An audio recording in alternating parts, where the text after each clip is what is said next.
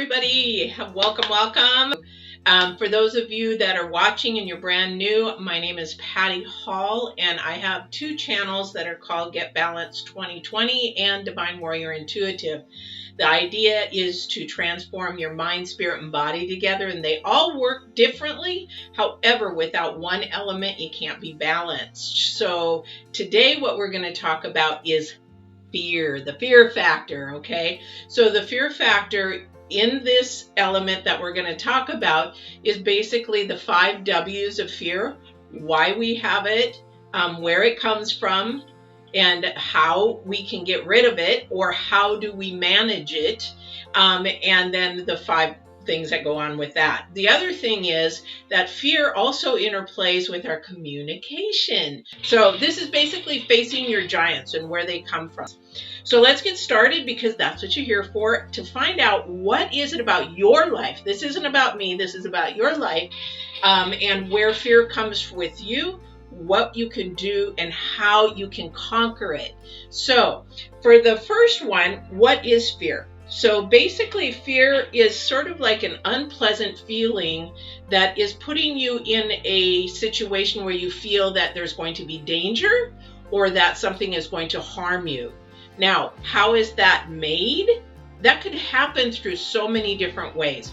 Mainly the 3 things is through circumstance, how we grow up and what happened to us as we were little, or it could also come out of our own fears of how we create them in our mind.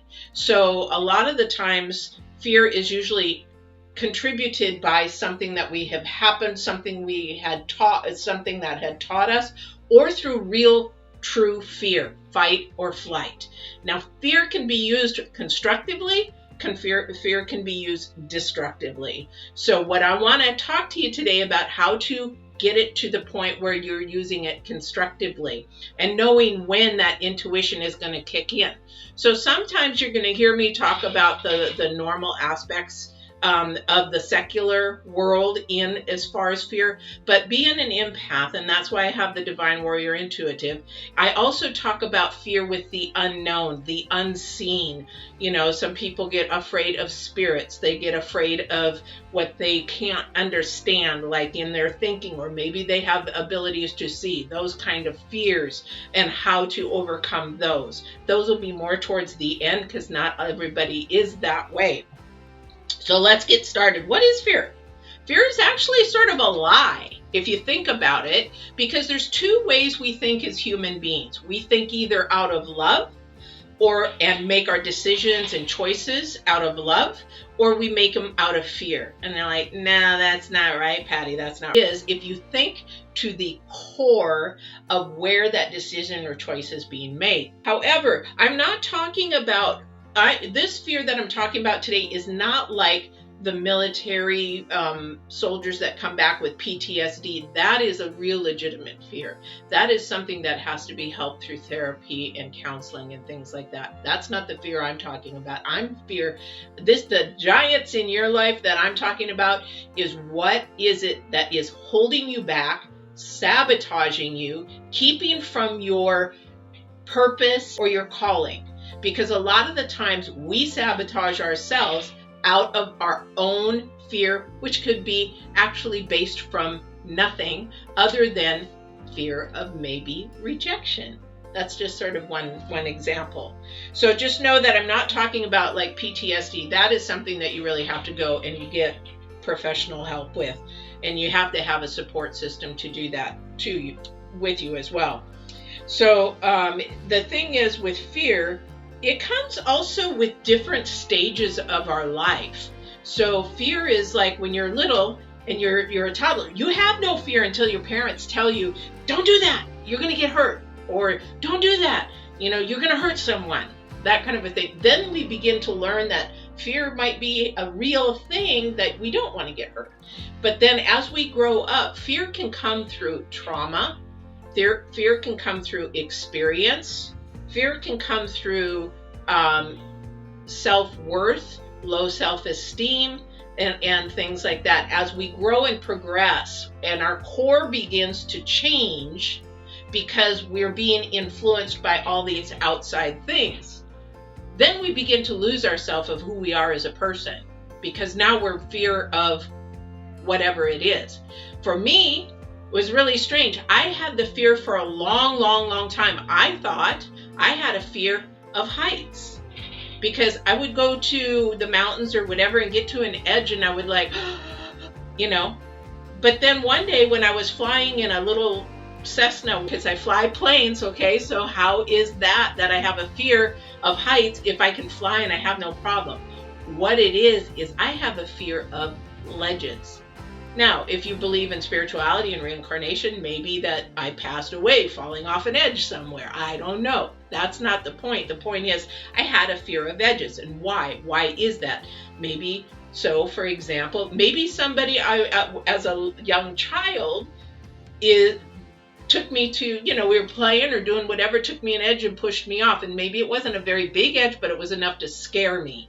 And then I became scared of edges. Or maybe somebody just like scared me like, whoo, and they had a hold of my coat and maybe I was falling over an edge. But I don't know why I was afraid of edges. But I do know I was up in this little airplane and I looked down and that sort of became a focal point, like, oh, I'm not afraid of flying. I'm afraid of maybe falling out.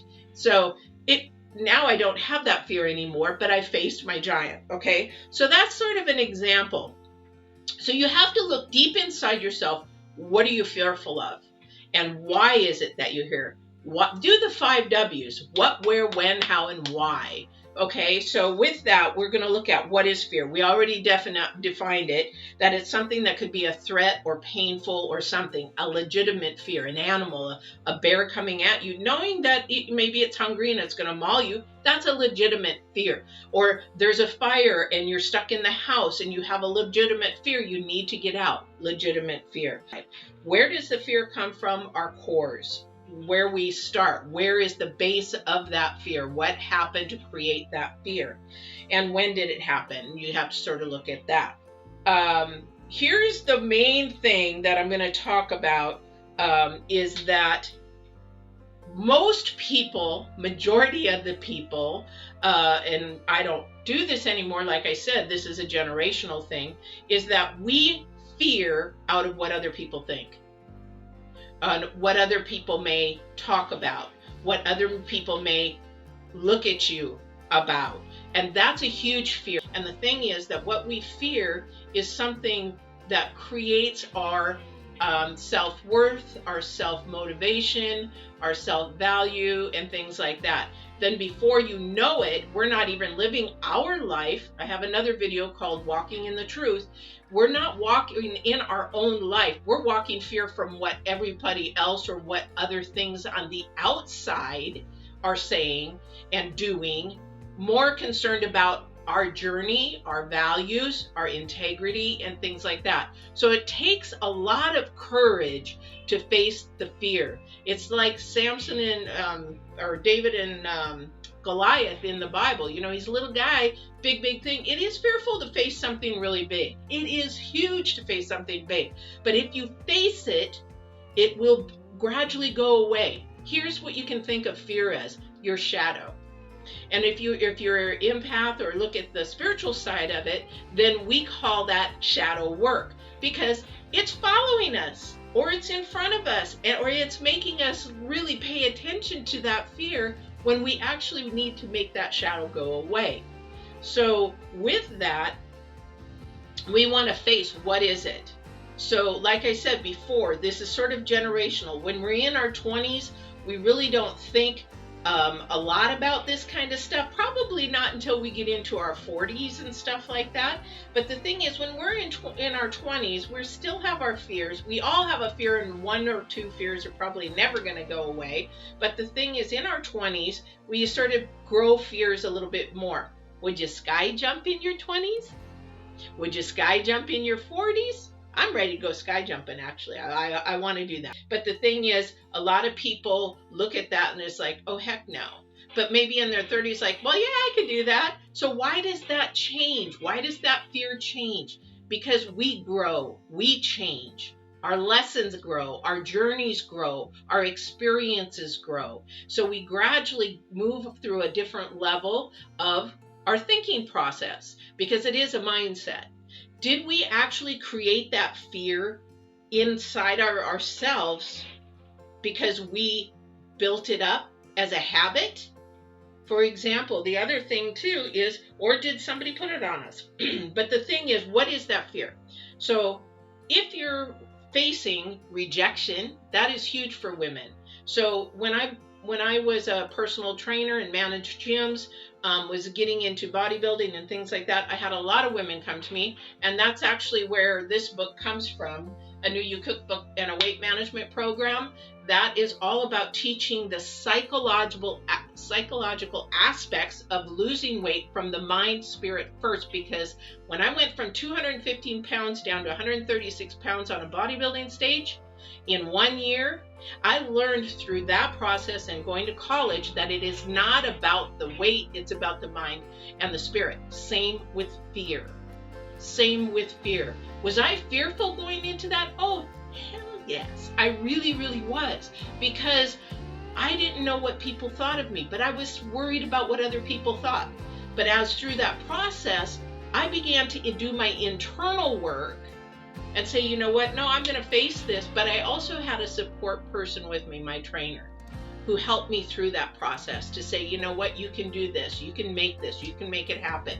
And it did. In 1 year, I was on a competition stage. Woo-hoo. Anyway, but I faced that fear. The giant went away. And it actually grew so much confidence, and that's when you face your fears, that you will grow more confidence, you will grow more self-value, you will grow more integrity, you will grow more everything within yourself. And I'm speaking to women a lot because a lot of women have been pushed down, shoved down, and they sometimes do it to themselves because we allow the outside to affect us, okay? So I'm going to talk about mostly with that, because when we're talking about confidence and fear, what is it? Okay, so I'm going to go to the dating world here.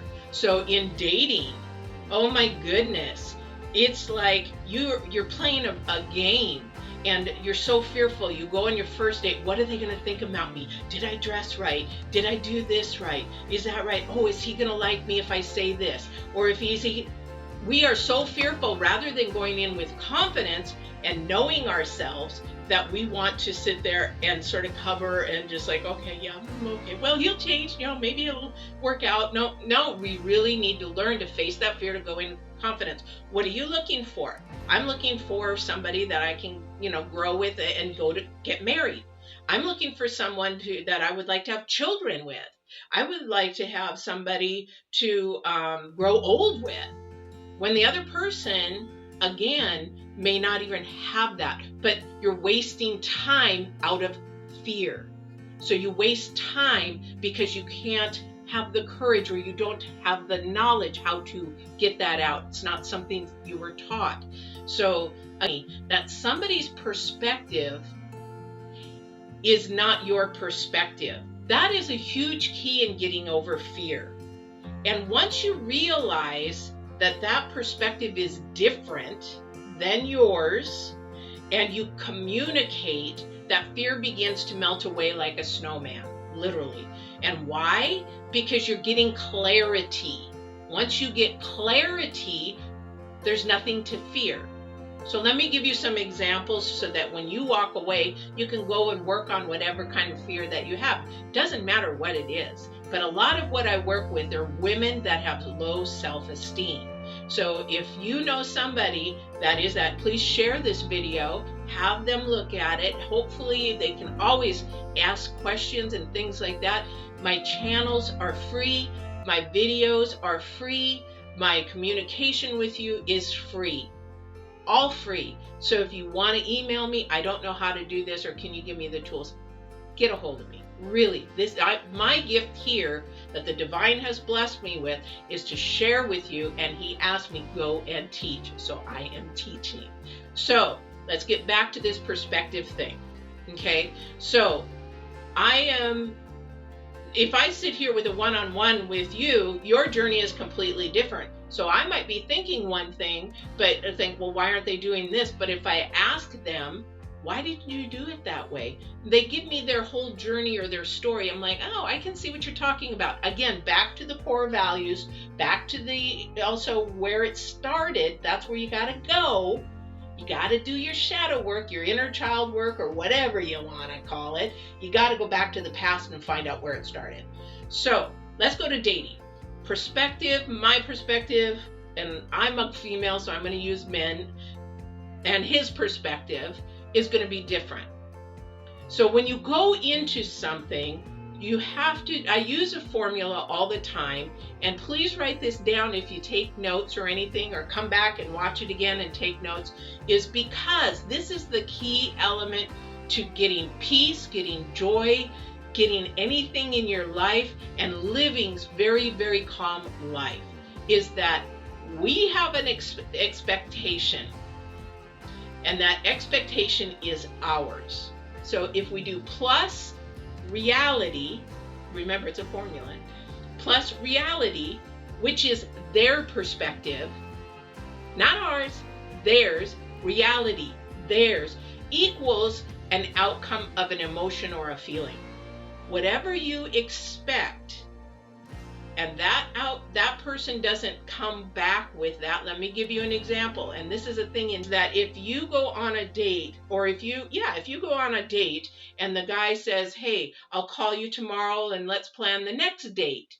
Okay. And you don't communicate, what time are you going to call me? It doesn't matter. But they say they're going to call you. Reality is he didn't call you. So then you're frustrated, you're upset, you're angry, you're sad, whatever, depressed. It's like, oh, he didn't like the first date, so he never called me. Well, one, he could have been lying. But two, if he was really honest about it, there wasn't the communication there. So that happened to be, the whole formula ended up in the crapper. With that, the expectation was wrong. Now, if she goes in like, oh, what is he going to do? My expectation is he's really handsome. He's really good looking. Oh, he's got a good job. Oh, he's got a nice car. Oh, wow, he's going to be a really nice guy.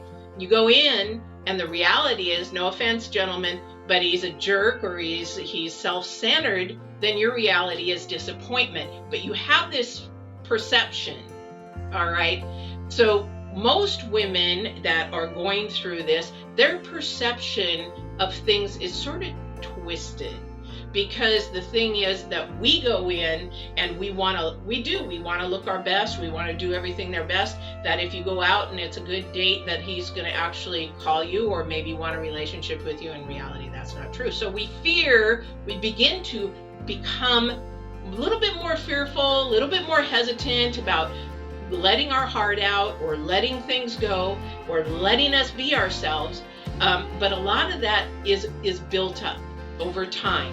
Then you're hurt. Then there's fear of getting into a relationship. And this happens to both men and women. So your fear of something becomes more and more because you allow it. So you're so worried about what's going to happen out there that your now perception of things is distorted. So that distortion begins to change your thinking, your heart, and your whole shebang. And then you begin to think a thought process that becomes destructive rather than constructive. So how do we fix that? How do we fix that? We have to learn to know who we are. That's the number one key. And when we know who we are, we know what we like, we know what we want, we know our goals, we know our visions, we know how to move forward with confidence. So when you begin to know yourself, the fear begins to diminish, because you begin to know how to communicate and ask for the things that you want. Because when you do that and you live and drop that fear, or you get the courage enough to fight through that fear. And what do I mean by that? So instead of going there and then you go in there with confidence saying, yep.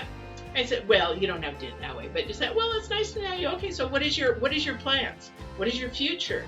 dude says, well, I don't know, we'll just go with the flow. Thank you, it's nice having a date, I'll see you later. That means because he has no intentions, no goals, no nothing. And that means he doesn't want to really have that intention or that goal, or at least with you. If you go into a date and you say, okay, here, so what are your goals? What are your plans? I'd really like to see where this friendship goes. My goals are that, I'm really looking for a long-term, possibly marriage. Boom. You asked. If they don't answer, it's all about communication and clarity. We got to go back to clarity, okay? So that's the thing, is to start. This is the things to start to drop that fear, to get it to melt away. You can do that with anything, with dating, your family, your work, just yourself. Because a lot of the times, for some of you who know me, I've been through sexual abuse, emotional abuse, verbal abuse. I've been through, my brother was murdered, went through cancer with my mom. I could go on and on and on. So yes, I could sit there and start living in fear. Oh, am I going to get cancer? Oh, you know what? Oh my gosh, and I've been married and they left. And the thing is, what I'm trying to say is, you can't allow yourself to live in that fear and camp there and stay there. You have to get to the bottom of it. You have to find out what it is, where it's from, and why we have it. And then you take it, you move from that camping stage and doing that. You'll hear me in, especially in Divine Warrior Intuitive, about the graveyard. You take the graveyard, you bury it, you put it away, you go put flowers on it for a while, or come back and put flowers on it, but you leave. You keep moving forward. You don't go back there, put a camp or a tent up. Don't go back and live in fear. Put a tent up there, and then before you know it, you got a whole bunch of people surrounding you, these homeless people that sit there and surround you in the fear that they have too. And hey, let's wallow in it. Let's stay in it. No, you have to face the fear. A lot of that is also too breaking away from old habits, because we have also developed fear out of bad patterns, bad habits. Now I say bad and people are like, well, there's no bad habit. Anything that is destructive to your mind or your body physically is a bad habit. So yes, you can do that. So find out what it is that you're looking at. Find out your perspective against the other person's perspective, if it has to do with the person. Now, if you're like me, fear of falling off cliffs, what was it that caused me to be fearful of that? So I had to go back and try to dig up my history. Now I can't remember, probably before I was 7 or 8 years old, because of trauma. So I may never know those unless I really want to unlock the key, and the divine's going to have to help that. But the thing is, before that, what was it that caused that? Did I fall down some steps or whatever? I never really found that out. But how? If we can't find out where the core came from, what we can do is start where we're at. What is it that I can do to make me not fear an edge? So if I first found this fear when we were in the Rocky Mountains when I was 9 years old, traveling. Well, actually, we're moving from Michigan, upper Michigan, to Oregon. We were in the Rockies. Never saw mountains so big in my life. We got out, and my mom forced me to go to the edge. And I said, Mom, I can't. But what I did know is that any time that there was a railing or a guard or anything like that, I still was fearful. However, what you do is talk yourself through the fear. You talk yourself through. Now, if you have vertigo, that might be a completely different thing. You need to get,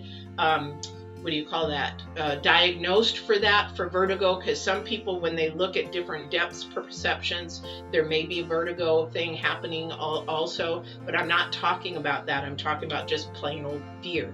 So what you do is you actually begin to talk yourself through it with a very logical mind, and then you actually listen to your intuition, which is your spirit, which is God, your guide, and everything. Why? Because your spirit is actually where the basis of everything starts. Because that's your integrity, your morals, that is what your belief systems, everything in there. It's already there. And what happens is that speaks to your mind speaks to your body, and your body reacts or not reacts the way it should, or speaks the way it should or should not. So this is the way your body works. Whether people believe it or not, it is the way it works. It starts here. Why? Because why do we have a fight or flight?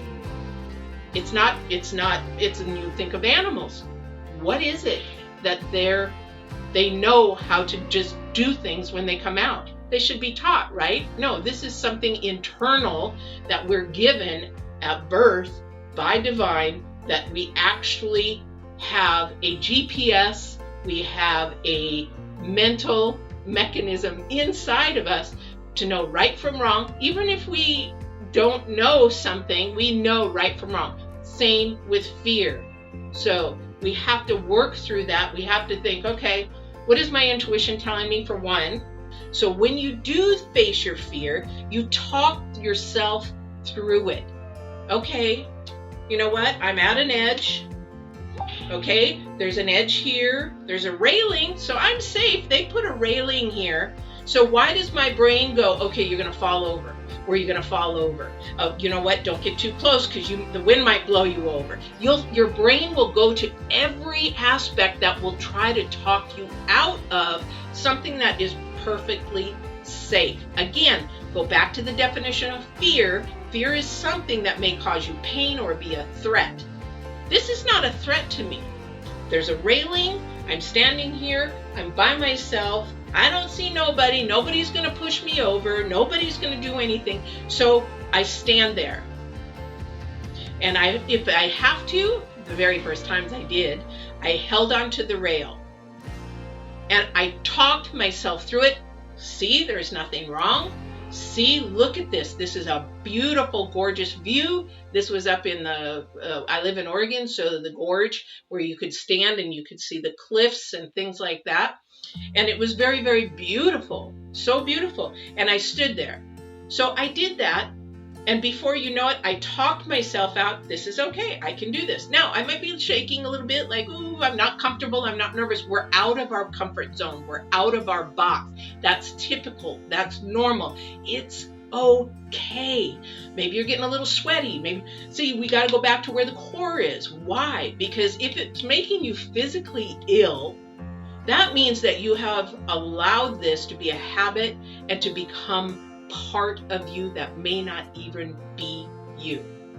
And that's the thing, is that we allow other people to influence us to be what we're not, and then that goes against our grain. So that's why we have a mechanism in ourselves to know whether it's fearful or not, because it's going against who we were even built to do. So another thing, I'm horses. I've been in horses since 8, 9 years old. And I've been in horses until now. I have a horse business. I have a leathersmith. So the thing is, but if I ask somebody to go riding with me and they're fearful, first question is, when did you fall off a horse? When did a horse hurt you? And they will go back to a time. Well, you were given the wrong horse, the wrong time for your age, really, really wrong. So that person did you wrong. Again, face what it is and find out how to correct it. Number one is to basically look at the fear, identify it, and not deny it. So you're going to do two things. Don't deny you have a fear for it, and identify it. For when I was going out, first time dating, from my sexual abuse, really, really low self-esteem. I was doing what women do. I used to do that. I used to be real fearful and like, yeah, okay, you want to do that? Sure, I'll do that. Not a problem. Let's go do that. Some sport or whatever it was. But I hated it. I just wanted to do it because for the wrong reasons, rather than saying, you know what, I'm really not into that. You know what, we really don't have a lot of common interests, It doesn't mean that we're not going to meet or meet in the middle, but you know what, this is something to speak about and clarify. Out of the first 3 dates, ladies, if you go on first 3 dates, know what you want. But the thing is, these are things that you want to work through and get through. So then you begin to face that. If you have a fear of, I know my daughter's friend has a fear of spiders. Why? Not sure. But the thing is, put a spider in a jar and just let it sit there. You are not being harmed. This is a little house spider. This is something that's not going to hurt you, but it is there. You look at it, you identify it, you look at it, and you say, you know what? And then you begin to talk yourself through it. The spider's in a jar, it's never going to hurt me. But here goes that other side of your brain again, but what if it pops out of the jar? What if the lid comes off the jar?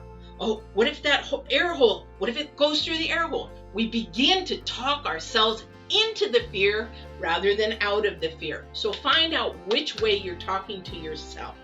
Find it, grab it, realize it, and work through it. Again, some of those things are actually you need to have a coach, or you need to have somebody help you through those. These are the basics that I'm giving you today. There is so much more that can help you through that. However, once you begin to, again, go back to the cliff edge for me, is that when I did that, I was like, oh, okay, it's not so bad. Nobody's around and I'm okay. Oh, okay. So the next time it happens, now we live in Oregon and there's a place that actually you can walk underneath a waterfall. It's called Silver Falls, and there's no railing. Well, I can't remember I don't even know if there's railings or not, but I think there's a railing so you don't fall over the edge. But at the top of the waterfalls you can do that, and there is one. And now I could go to the edge and look over and not touch it. Now the other thing is, years after that, I was able to take this 3-mile hike up to one of the, we call it Angel's Crest, that overlooked the gorge. Now this is out in the open. So then what happens is, there is a peak that everybody likes to go to. It's a big rock that sticks out over everything. And then, they sit there and they take their pictures, or they have somebody take a picture because there's nothing much underneath there. So what happens is, I didn't go to the edge because I'm not stupid. I am not going to, I'm not going to do that because it could put me in danger. That's that real fear of maybe possibly falling. But the thing is that I did go out as far as you safely could do, and I looked over, looked down, looked across, saw some beautiful hawks flying and everything, and the fear is gone. It's that Olaf snowman that begins to melt in the summer. And now it's like not a problem. Flying, I can look down. In fact, I can turn the plane over, look down. Well, yeah, that's really cool. Wow, look at that. Not a problem. Facing your fear actually then begins to build your confidence, your self-esteem. But on top of that, it's going to help you with your goals, your visions, because when you do that and you're working towards your purpose and your calling, your focus has to be where you have blinders on and you go for what you were built to do, what you were designed and created to do. Because what happens very easily is you're going to get naysayers, you're going to get people that want to sabotage you, you're going to get more destructive people that come around you and say, that even knew you from a past, and they're going to say, well, yeah, you had a fear of edges. How's that going for you? Yeah. But when you built that confidence, that person needs to go away because they have nothing. They're supportive for you. But you want the people around you that are going to support you through the things that you go through and build that confidence. That person who's going to say, yeah, right, whatever, you don't do that no more. Just even hearing those thoughts and allowing them into your brain allows that person to feed you toxicity, allows you to be a distraction, which needs to go away. Put your blinders on. Not hearing you. Too bad. I know me. Because when you build confidence, you begin to know yourself. And that's when you begin to really walk in the truth. And that's another video. I'm not going to go into it. But that's when you begin to really know yourself. Not what other people made you to be. Not what other people want you to be. But you know your calling, your purpose, and where you want to go. So that is how to begin to face fears. Now, is it easy? Hell, no, it's not. It's hard. Do we have one fear? No, we have many fears. Now that was a physical fear for me, but it also had me thinking distortedly. And then as a child being abused, I had another distortion of not only my body, but how to be loved and how I would fear and how I would grow me up into my 50s and have me think about the wrong way of thinking of how I want to be loved, how I should be loved, how I deserve to be loved, and that kind of. So the fear will melt away. Now, the other aspect of fear that I haven't talked about, which I save for last, because a lot of people don't have this ability. So I teach spiritual coaching, empath coaching, and intuitive coaching because a lot of people have the fear of the unknown, this paranormal, the supernatural, and they have that fear. However, there's a lot of people out there, just like me, that have abilities that don't understand them. There's not that clarity like I talked before, whereas most of the clarity that we have in our other fears, we can't do in our supernatural fears. So there is a huge misconception based on media, TV, movies, which pisses me off because then it hinders the person from growing their gifts or abilities, what the divine has given them, and wants them to use a gift to help others. So this is a fear a lot because the misconception of majority of what people think is it's occult, it's not allowed in our belief. Now, I'm not talking about, well, religion is just a word. It's not actually a relationship with the divine. You'll hear me call the divine God, creator. Now, the universe is different, but the thing is spirits. We talk about spirits. There isn't one culture, one belief system that doesn't talk about spirits, and they don't talk about prophets. However, energy is energy, and there is energies around us. Whether we like it or not, there's vibrations around us. That's the universe, works in frequency and vibrations.